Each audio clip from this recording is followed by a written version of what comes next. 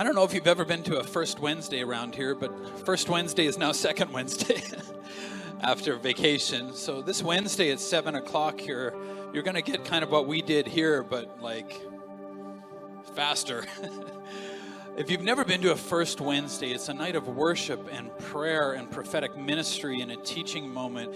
And if you need prayer, we can pray for you. It's just a powerful night where we get to go deeper. You know, Sunday mornings are for a great purpose and a certain purpose, but we get to kind of like peel the layers back and we just get there a little faster. It's just like driving a race car a little faster. And so if you've never been to a First Wednesday, anybody like, look, this is how I say it. You can struggle all month or you can go to First Wednesday and let God do it. And I feel like there's a word that I have in my spirit for you that's just going to be exactly what you need to hear from the Holy Spirit, because it's exactly what I needed to hear. Hey, I have an exciting announcement. Small groups are starting up in the building here. So this is what churches are doing to adapt, because we can do it here, right? And so we can't do it in homes yet. And so we've got financial freedom group. If you need your finances my sermon series is called Rebound. As in, let's rebound financially from this thing, like the Holy Ghost double bouncing you on a trampoline because he can. And today's sermon is all about budget and the power of no. Anybody like hearing no? Well, financial freedom is one of the groups that's starting. There's a group about habits. Anyways, go to Church Center app and find that all, but they're happening here on Monday nights, and Tuesday nights are the Zoom groups. So men's group called the Crux, and then the women's also have a group because the men's group was awesome, and they're like, we feel left out, and we're like, we'll do something, and so they're doing a women's group as well. I want to get back in there and see what they're talking about, because I feel like they're talking about us. And they feel like we're talking about them, but we're not really. So get in on those Zoom calls. Those are great big groups that we do on Tuesday nights. But then all the groups that run during the week in Church Center app, they're going to be running here for the next couple of weeks here. And so, I just want to encourage you to get out. Today's sermon, I'm talking about budget ultimately is where it's going to land. But I'm going to talk about how you relate to your budget is how you relate to like altar times in your life. An altar being what they used to put sacrifices on. Because budget is ultimately sacrificing now something for something that's much greater later, because that rhymes, and you know that rhymes. Simpsons lines, I'm sorry. We learn the power of no around an altar experience, and how well you say no is how well you're going to do, and how well you hear no is how well you're going to do in the future with your budget. Now, how many people love it? Like if you come to Second Wednesday, God is going to say no to the devil over your life. So you can sit there and try to say no to the devil, or you can just come and be where God wants you to be, and then God will take care of it for you. But I love it when you come to church and you're all bound up with things. You're all worried about stuff, and you're afraid, and you're full of sin, and God just is like, okay, devil, go sit in the corner over there and think about what you did. I like it when God says no to the devil. I like it when God says no to my kids, because I've been like, I'm trying to tell them, God, and they're not listening. I like it, God, when you say no to my kids. I especially like it when God says no to my wife. Don't act all holy if you're married. I love it when God says no to everybody else, because I've been trying to tell them. You know who I don't love it when God says no to me? I like everything yes. I like thumbs up. I don't like the thumbs down emoji when I want something and God is like, no. I heard the word no a lot. You might have been one of those peace-loving children. I was not. I would always push the boundaries, until Dad said no. Here's something that as we enter this sermon time, thanks, Sean. As we enter this sermon time, I'm going to say no to Sean for playing anymore. No, Sean. The power of no today. Here's something I want you to think about. Good dads say no. Good dads say no. You might not have had a good dad, and I'm going to be talking about how your relationship with your earthly father does have to do with your relationship with finances. Because your earthly father's job was to teach you the ways of God, and you may not have had that. And so I'm not saying that it's something God can't fix and repair. Of course he can. But we need to study this a little bit about how your relationship with your earthly dad really affects your relationship with your heavenly father. Now, I was super lucky. So I had a dad maybe that you didn't have. And so the relationship, when it transferred from God, or from my dad to God, it was just an easy sort of a thing. And that relationship might not have been great for you, but my dad's job was to teach me about God and to teach me and to hear the power of no. Good dads say no. My dad said no a lot. My dad said, no, I don't know if this is like it is in your family. My dad said no a lot more than my mom did. If I wanted a yes, I'd go to mom and try to talk her into it, and then she'd go to dad, and dad would just say no because it was a bad idea. That's just how it worked out. But good dads say no. No now is yes later, and later is always greater.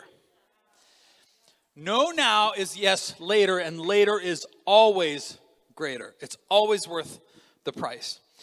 How do you get your kids from being, those entitled adults that you see out there right now? I don't know if you've got any of them employed for you, but you know who I'm talking about. People are just like, this is all about me. And you're like, no, it's all about this. And I don't want my kids to be that way. So you have to say no to your kids. I've been asked 47 times by my kids during this time where they're staying at home, and thank God that school is starting tomorrow. Can I hear a hallelujah, Venue Church? Let the teachers parent them. That's what we're paying them for. Or whatever. I just don't want them in the house anymore. And so, but how many people know that if you want your kids to grow up and be beneficial members of society, where they're not just taking everything and it's everybody else's job to feed them and take care of them and make sure they're feeling okay all the time, you have to say no to your kids. Dad, I've been asked 47 times, Dad, can we do this forever? Because I like not going to school. No. No, Neela, you can't eat jelly beans and orange soda. That's not cereal. No. I want you to be an adult with teeth. No. Here's one. Hey, we're going to church together. No. No, did you know that one of the greatest predictors of if your kids will go back to church after high school is if they have a job in church during high school? 80% of them come back to church, and you're thinking, well, that's only a fun church. Well, you're welcome, Venue Church, because this is the funnest church ever. No, that's right across the board over any church. And I saw some teens, some high school kids working in the kids ministry in the last service, and I'm like, love it. Well, maybe some of your kids should be on the dream team, but maybe they're not because you're not on the dream team. I'm just saying, it's just no, we go to church as a family. When I was a kid, it was like, hey, we're going to church as a family. No, God has something. No, we're not going to do that. We're going to do this because this is best for you. No now means yes later, and yes later is much greater.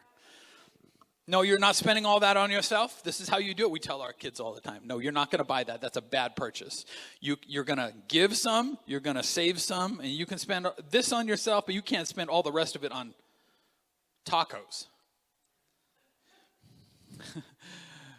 Good dads say no.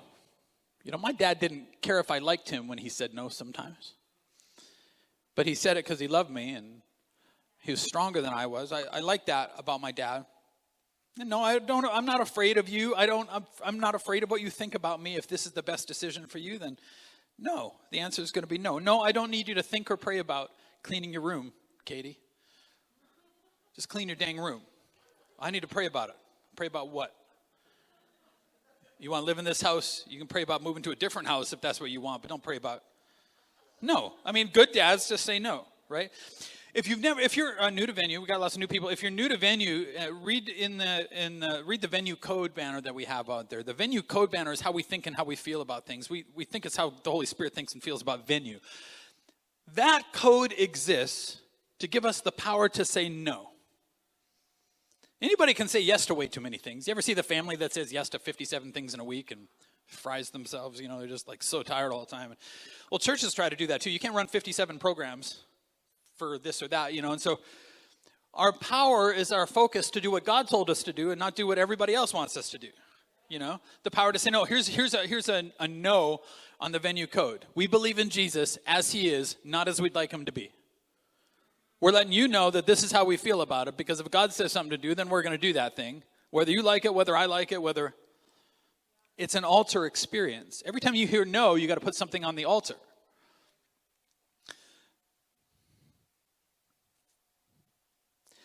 No only sounds restrictive if I'm immature. No, Corey, don't play in the street. You're taking my freedom away. You get your freedom to spend the rest of your life in a hospital. No, the power of no keeps you alive long enough to hear yes. It keeps you in the game long enough to hear yes. But it only sounds restrictive if there's something wrong in my heart. When a good dad, a good heavenly father says no, the power in your budget is the power to say no. It's not just the power to say no, it's the power to hear no. Now, everybody, if you're responsible for a family or something, anybody, you're in charge of something, you want to have the authority to say no. That's your job as a leader, right? To say no sometimes. Not all the time, but to say no. You will only have as much authority as you hear no. So it comes from somewhere. It doesn't come from you. And so my power to say no, like, no, we're not going to do that. The power to be obeyed is the power of obedience you give away for somebody else to say no over you. But no brings great freedom later. We had a weekly Zoom call with our small group leaders, and Chad was doing a teaching moment. I'm just going to I asked him if I could share this, and I love Chad. He's so vulnerable. You know what? Chad and Nicole, they do not have church people problems because they didn't grow up in church. They just had sinner problems, and we're just glad that we're going to heaven. And Jesus has been really good. I love that about them. And they're just so humble. And now what you don't know is maybe Chad runs quite a few guys in people, I guess women too, but guys, inclusive. He runs a lot of crews in what he does, but he's also a man under authority. He said he opens that call with his teaching moment by saying, hey, I just want to give a shout out to Pastor Aaron. You ready for this? You all think Pastor Aaron is so nice. I want to give a huge shout out to Pastor Aaron because she told me the other day, this is maybe a month ago or 2 months ago, something like that. She told me the other day, hey, you need to get your kids to youth. And he's like, yeah, I didn't want to push them towards it. And he's like, and he said, she finally got to me when she said, I thought you were the boss. And he goes, I didn't like that, but she was right. And now my kids go to youth. That humility to be able to do that, and then they're seeing the blessings of God in that as well. The ability to hear no, that's why I'm putting him, he's now a team lead, and he's in charge of stuff. Why? Because he has the power to hear no, and to hear that correction, be like, he said, I was thinking about it all wrong. And I realized after obeying, the great blessing of that, the power of no. You know that for God to change your life, he has to disagree with your life? My first job in the sermon is to get you into this place where you can hear no. Because if it was all working, why are you here? If you have everything that God has for you yesterday, why are you here today? You don't. We're in this growth process, and growth is hearing no. Chad is also doing the financial freedom group tomorrow night, and you need to come here. There's only one way really to reset your finances and get on the rebound right now. That is to come to financial freedom. It's Financial Freedom University by Dave Ramsey. Chad is doing that. Scott and Gibson were doing this for a long time. They were getting tired, so we're like, hey, we're going to give it to Chad. And Chad, again, he's like, just tell us what to do. If you want us to do this small group, great. If you want us to do that, great. And so I just love that spirit about them. But if you need your resources reset, have I talked about small groups in this service already? They're happening. Okay. I can never, my brain goes into this you're preaching a lot things. But the trouble is no doesn't feel good. When I was a worship leading for my dad in his church, which I did for years, I would pray about every song, and I would have the Holy Spirit's song list. Worship leader. I prayed about it, and God wrote them on tablets of stone, and I took them down from Mount Sinai, and here we are with our worship list. And Lord, this is the only list and my dad would come in, my pastor, he'd come in and mess my life up on Sunday morning and be like, hey, I was thinking about this song. I think you should do this instead of that song. I'm like, no. I'm like, you don't understand. The Holy Spirit has spoken. And Dad's like, I know. I want you to do this song. I'd be like, fine, I'll do this song. And then God made the service amazing and lit the worship on fire. I'm like, fine. We'll do it that way if that's what God wants, because that's what my pastor said. It was an amazing worship experience, and it turned out better than it was going to turn out. Fine. was like a month ago. I'm like, hey, we need to change that song in the worship service this morning. You know what our team said? Fine. Do it, and God lit the worship on fire. No, they're much better. They have much better attitudes than I had. It's a power to hear no. What do you mean? Yeah, that was my own wife there. No, it's true, man. Like I've heard no more than you could possibly imagine. My personality is just, it makes you say no. It's just that I have heard no so many times, but I've learned to appreciate the power of no. Pastor Nate was here the last time that you were allowed to go anywhere. And he was here, and I said, Pastor Nate from Substance, I'm like, you need to tell me, and he's a director on our board, financially, marriage. I'm like, if you see anything, just tell me no. And then I said it like this. You can't just give somebody permission. You have to say it like this. You wouldn't withhold from me the blessing of God by not saying no. There's just no way you would do something like that to me. Tell me no. I would rather hear no than go and do something stupid and then be like, oh, no. That was good. Write that down. Oh, no. And then have to fix it. Now, you just tell me no. Straight up, if I'm getting weird, the ability to hear no. Now, the devil wants to isolate you so you're the only one who says no. Now you might love to be the only one in your life who says no to you. But you have to give that power away to somebody else. You have to give that away to God and to the people that God sends you. Because if the devil can isolate your finances, he'll either get them all working in and about you, and the devil can bless your finances too, but your whole life will be about you. That's why you got to give, because giving reminds you that it's not, and it actually puts your heart in God's house. But you get into trouble financially because we have this Canadian prickliness about well, this is my money. You're gonna get buried with a bunch of loonies bunch of toonies if you're rich. In your coffin, that'll be great. Just tell me where you're buried and I'll come visit you with a shovel. No, I'm just saying you can't take it with you anyways. You're just renting space. No, it doesn't belong to you. It actually belongs to God. And so as we talk about budget today, you need to understand you can't isolate yourself and be the only one who says no. You actually have to get that into the community of faith that God gave you, because he will bless you in ways that he can't bless you if you're just going to be the only one in your life that says no, and you won't hear the no of heaven. Now, subconsciously, daddy issues become money issues, because money issues are whoever controls the money controls the relationship.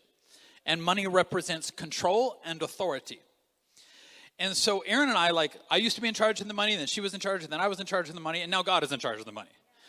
Godly generosity and godly budget. And this is where I'm going to be talking to you about the list of things that we budget, how we zero-base budget at the end of every month. But here's what I want to say. Your relationship with your dad will subconsciously affect how you think about money, because your relationship with your dad affects how you think about God, and how you think about God affects your relationship with money. Here's what I would say, and the Lord showed me this one time. Some people, they grow up in such a bad experience that they're we're going to do the opposite of what our parents do because that's the right way. No, the opposite of a wrong way is just another wrong way, because there's only one way that works for a family and to get your kids serving God, and there's only one way that God wants to do it. And the opposite of one of 1,000 ways to mess it up is not the right way. And so you have to think about it different. You can't just do the opposite. That's not the same thing as doing the right thing. Because there's only one solution. There's only one answer to a math equation. And you can't just, if dividing it by this didn't work, I'll divide it by half of that. It doesn't work like that. And so think about how this has affected your life, because I'm going to check a box that might be part of your story. I was lucky. I have a great dad. So these things are not in my life. But my wife, I married a broken girl from a broken home. I love her dad. He's a great guy, but he has some regrets. He listens to these podcasts, so I got to watch what I say. No, but he wouldn't want me to defend his mistakes, I don't think. But here's the deal. Absent fathers tend to have children that grow up into adults that are far too self-sufficient. Just you're in it all by yourself. You're trying to survive. You don't really trust anybody else. God's I can give you. You got to trust me. I've given you people. You got to trust people, man. This is not all about you. I can't do it all through your life. If your father was unfaithful, you might think that God has favorites and it's not you. It was real. Do you think God is faithful to you? Do you think that God's people are going to be faithful to you? You're going to have to work through some of those trust issues. If your dad was weak morally, you might be in a relationship with God now that you got used to, if your dad is weak morally, you get into this blackmail thing where it's I know this about you, so you're not going to tell this about me. But that doesn't work with God, a holy God, because he doesn't make deals with terrorists. And he never changes his mind about what's right and wrong, and you just can't. If your dad, I felt like the Holy Spirit gave me this for somebody. If your dad was kind of weak in intelligence, maybe he wasn't the sharpest person, you can grow up and think that you're smarter than everybody in the room. Then you meet your Heavenly Father and you think you're smarter than He is too. Just because the way that your mind works keeps telling you that. And God's like, the only smart that matters is the one that gets the result that I want for you. And there's only one place to get it, and that's me. And there's only one way to do it, and that's the way that I say to do it, not the way that you think will do it. If your dad didn't command obedience well, your boss gives you an order at work, and you're like, yeah, I'll think about that. Because your dad never held your feet to the fire and said, that thing didn't get done. Here's what comes next. Well, then you go from job to job to job because you marry somebody, or you have a relationship with God and you just don't think that anybody's going to call you out. Well, God is just and God is holy, and you can only push God so far. Maybe your dad spoiled you. There's this entitlement of your life. Anybody know entitled adults because they were spoiled? They never had to work for anything. It's just terrifying when an adult thinks like a child, feed me. Like, it's your job to feed me and see if I'm doing okay emotionally all the time. And I'm like, why is that my job? But if your dad spoiled you, my mom said one time, because she was the favorite of Grandpa Jim, and God told her to do something in prayer one time that she didn't want to do. And so she started in on this like spoiled child journey. So God just stopped her and said, don't try that cute stuff on me. It's not cute. I'm not Jim. That was good preaching. It's real quiet in here, so I assume you think I'm preaching to somebody else. No, it's good. I can feel the Word of God. It's going to go in. We're trying to create this place that the Word of God can go in just unfettered and unopposed because we need it. A boy with a good dad learns early on, you don't fight against dad. Because my dad taught me how the kingdom of God works and how God works. And there's this river and this stream that God works through. And some people I see as adults, they just are swimming upstream against God all the time. And it's hard and it's difficult. And your life doesn't work and everything comes hard. And my dad's job was to teach me how to, but I learned when I was young, you don't wrestle with dad unless he wants to wrestle. But I remember I was 18 and my brother was 16. And we're like, all right, old man, it's time. I didn't say old man out loud because my mom would have murdered me. You do not call your father old man in this. I was thinking it. I'm like, all right, old man, it's time. Ryan and I are like, it's time. We wrestled dad down, but dad has old man strength. Anybody's dad have old man strength? I don't know. There's just got those farmer hands, and he just locks them on your calf and just squeezes until you're screaming. And we couldn't do it, and there was two of us. You learn not to fight against dad, and when you come into a relationship with God, you learn God is stronger than you, but he's stronger than you because he wants to take care of you. You got to quit kicking against him when he's trying to carry you someplace. You just got to let him go where he wants to go. Now, your earthly dad's job was to teach you how to relate to the altar, how to relate to sacrifice, because if you're in leadership in the home, you should be the servant of all. That doesn't mean you do what everybody wants you to do. That makes you a terrible leader. No, that means that you serve more and you work harder and you get up early, and that's what my dad did, and you stay up late making sure that it's right and making sure that we're honoring God. And their job was to teach you how to relate to sacrifice. And Genesis 26, I've been alluding to this in the past. A severe famine now struck the land as it happened before in Abraham's time. So Isaac moved to Gerar, the land of the Philistines. The Lord appeared to Isaac and said, don't go to Egypt like your father did. Abraham did. Don't go there, he said, but get this, do as I tell you. How many people like that? I heard on the job site one guy said, like, do you always do what you're told? I'm like, yeah, and I get a paycheck. He was 50 and he was starting over in another career, and I'm like, maybe this is why you keep having careers, because you don't do what you're told, and sooner or later people get tired of paying you. And this is what God says straight up to Isaac. He's like, don't go down to Egypt. I know that's what Abraham did. I know that's where you think you'll eat and your people will eat and you won't lose all your stuff because there's a famine in this land. But he says, do as I tell you. And then, listen, here's what I want to say to you. Don't leave just because you're hungry where you are. It's easy the grass is always greener. But man, I'll tell you, if you leave, you're just going to take all this stuff with you over there. And God, listen, God only blesses you where he tells you to go. And sometimes, some of us in the land of famine right now, 2020, some of us in the land of famine in your home right now, you're just like, man, I just want to leave and get a different family. It's happy. Stay in the land of famine if God tells you to stay in the land of famine. Go watch what happened. Isaac planted his crops that year. He harvested 100 times more grain than he planted. This is pre-chemical. This is impossible when the land is doing well. In the land of famine, he's the one idiot sowing seed. Can you imagine everybody around him is just like, what are you doing, man? You are wasting seed. No, wasting seed is eating it. He stayed and he sowed because God told him to stay, because God didn't tell him to go. And he reaped 100-fold that year, for the Lord blessed him. How was he in this place where he could do something that would, you and I would struggle with this, like, what? No, we're going to go here because, like, people are not dying over here and people here are dying. Like, we're going to go over, and God's like, no, I need a light in this community. I need somebody on this block who loves me, somebody who's going to stay and be a light. How could he just obey like that? Something that's so hard for, to be so hard for us, because it makes no sense to us. I think before you put something on the altar like a budget, I think that you actually have to get on the altar. Because if you're doing a budget with somebody else, you're married to them or whatever, you're going to be asking them to put something on the altar too. Before you can ask anybody to put something on the altar, you got to get on the altar. Because this is what happened before. Abraham, sometime later, God tested Abraham's faith. This is when Isaac was a young boy or maybe a teenager. Abraham, God called. Yes, he replied, here I am. And immediately regretted it, because this is what God said next. Some of us are like, yeah, what do you want? Right? Yeah, maybe. Take your son, your only son. Listen to this.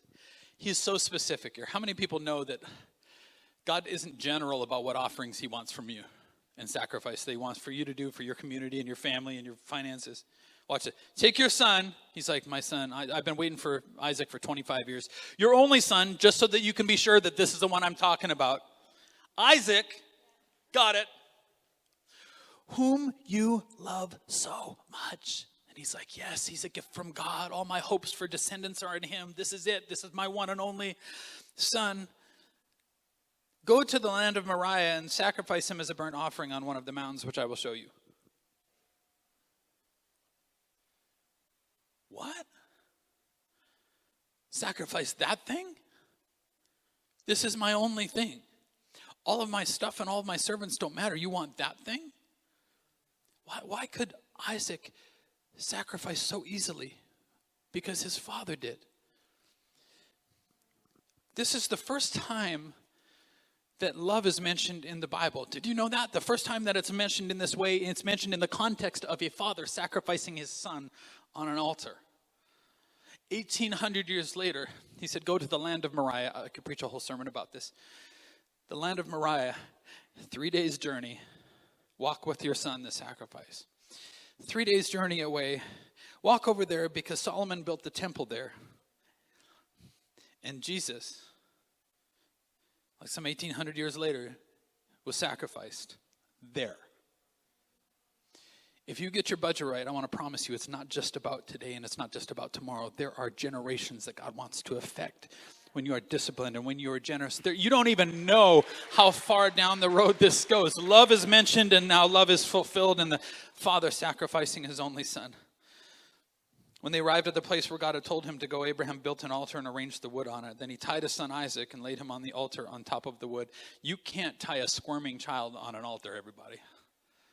If they don't want to go to school and spider monkey on the door jamb, I saw that happen, and mom's pushing her kid out the door, man. If that kid's got locked on there, I don't think that he was struggling, though. And when God wants you to go on the altar, people of God, I think you just have to trust him enough to get on there. I think he's just like, well, Dad, if this is what God wants, okay. Too many of us, I feel like the Holy Spirit is saying this. We'll put God on the altar for our kids, but we won't put our kids on the altar for God. Then you start living your life through your kid. And God's like, that child, the only reason you're their parent is because they're supposed to belong to me. You don't sacrifice God for your kid. You don't say no to God and yes to your kid. You say yes to God and no. It's time to get on. And you're like, but that would warp him. Tell my kids they got to go to youth. That would warp them.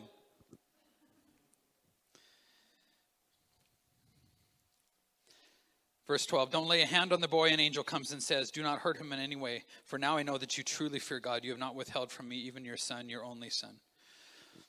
Isaac, he does this impossible thing later in his life. This is where it came from, because I think once he got on the altar, I don't think he ever got off of the altar. Now, God provided another sacrifice at that time, but I think Isaac got the message like, no. That's why my father's the father of faith, because even me, I don't have the same relationship with him as he has with his God, his father. That's how that works. And I think he spent the rest of his life on the altar, so that when God told him to stay and sow in the land of famine because he needed a light there and he needed prosperity there to help the people around him, that he's just like, okay, I'm still on the altar. I haven't got off the altar. Later in that same passage of God blessing Isaac in the land of famine, it says that Isaac built an altar. So don't you think when God asks you to sacrifice, I have 4 daughters, man. This is hard for me to put my daughters on the altar, but don't you think that that's going to hurt them? That's going to be the best thing for them. And their relationship with the altar is going to matter because of what I taught them about the altar, because Dad was already on the altar. I pray, God, that I'll just stay on that altar and show my kids that this is what this is what sacrifice looks like. All right, let's talk about budget. You guys ready? All right, so why are we talking about budget? Look, the best thing that you can do is just get in Financial Freedom Group. That's where Pastor Aaron and I got our finances on track like 6 years ago. I just wish we'd have done it when we were 20. My daughter's doing this now, and she's like however old she is, which is awesome. Like, 18. Makes sense. Yeah, check. I have too many kids. My daughter Arwen is doing this, and I'm like, yes, because what God has done in 6 years with us, we just made a big financial purchase because we had extra cash, that much cash, and more than that, sitting in this budget, because I don't know, when God multiplies it, I'm a numbers person, like this always adds up to this, but it doesn't when God's involved. He's like, sometimes I put a little multiply in there. Well, how did you do it, God? Ask him when you get to heaven. He just does it. There's this thing that God wants to do, but you have to do 2 things. You have to be extravagantly generous with God. Then you have to budget and be extravagantly not generous with yourself. God is so generous with you, but he's not generous with himself. Why? Because you're a huge pain in the neck. And if he was generous with himself, he'd have perfect kids, and he doesn't. He's got us. And he is so good to us. He's very generous with you, but he's not generous with himself. That's what your budget is for. I'm going to say no to myself. I'm going to hear no. This is what we're going to do. We're going to just subscribe to this and do it. And when we went through this Dave Ramsey thing, we just said yes to everything. We're like, we're doing it all. And if you say yes to Dave Ramsey, you're going to have to say no to a lot of stuff that you were doing. But this is what we do. You've got to sit down and write your budget out. Here's what I make. Now, if you're a salaried person versus a commission or whatever, just pick a low month and do your budget off of that. And then anything extra, pick percentages and then decide what you're going to do with that before you see the price tag on what you want. That's what budget is. I'm giving my word ahead of time not to buy it if it's not on my budget. I don't care if it's on sale, Pastor Aaron. That's what we fight about. I don't care if it's on sale. It's still $4 that wasn't on the list. There has to be. It's worth the fight to get your finances unified and under the blessing of God, under the control of God. So listen, your expenses can't be more than your income. Like some of us, look, every person that I ask, like, hey, how are you at budgeting? Real good, real good. Most people don't even have a budget. They just mean I don't spend as much as my neighbor does on dog food. Well, that's because you got a cat. Why you have a cat, nobody knows. But you got a cat.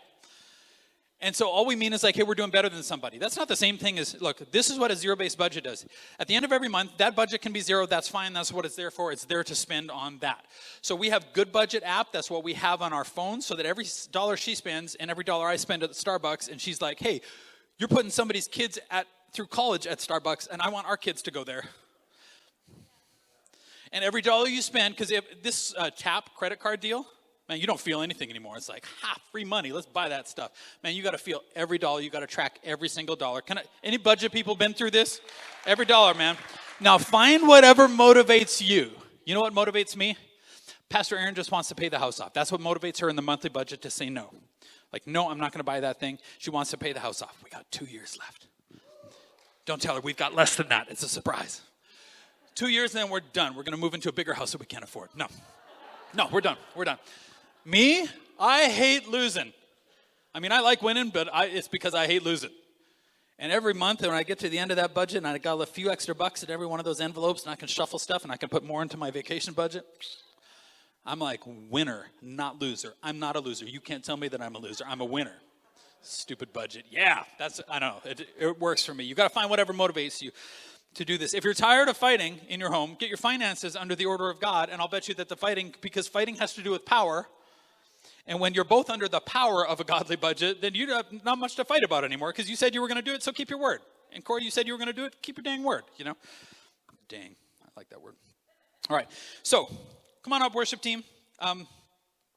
So here's the items that I have in my budget, right on good budget. Every time that I pay for something, my phone comes out.